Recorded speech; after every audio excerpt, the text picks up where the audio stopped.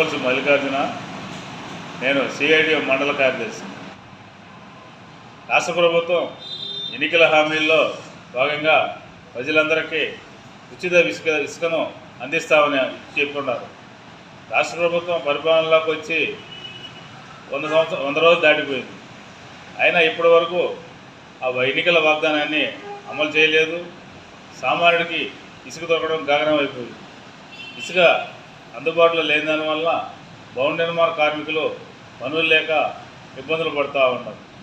రోజుల తరబడి వాళ్ళ కుటుంబంలో వాళ్ళు పస్తులు ఉంటా ఉన్నారు. ప్రభుత్వం ఇప్పటికైనా స్పందించి వెంటనే ప్రజలందరికీ ఉచిత ఇసుకను అందించాలని మేము కోరుతూ ఉన్నాం. ఇదే డిమాండ్పై అక్టోబర్ 4వ తారీఖున తహసీల్దార్ కార్యాలయం వద్ద రాష్ట్ర వ్యాప్తంగా ధర్నాలు నిర్వహిస్తున్నాం. ఈ ధర్నాలకి భవన నిర్మాణ కార్మికులు, ఇళ్ల నిర్మాణదారులు, పార్టీ సానుభూతి పరులందరూ పాల్గొనాలని మేము కోరుతూ ఉన్నాం. రాష్ట్ర ప్రభుత్వం సాసివేడి ధోరణి రకరకాల కారణాల వల్ల గ్రామాల్లో ఇసుక కొట్టాడలు జరుగుతూ ఉన్నాయి. అధికార పార్టీ వాళ్ళే రాత్రుళ్ళు ఇసుక దోలుకుంటూ వాళ్ళు గ్రూపులుగా ఏర్పడి కొట్లాడుకొని ఒకరి మీద ఒక కేసులు పెట్టుకునే సంఘటనలు మా మండలంలో చూస్తూ ఉన్నాం. వీటినన్నింటినీ అరికట్టాల్సిన బాధ్యత ప్రభుత్వం ఉంది. వెంటనే ప్రభుత్వం ప్రజలందరికీ సరసమైన ధరలకే ఇసుక సప్లై చేయాలని మేము కోరుతాము.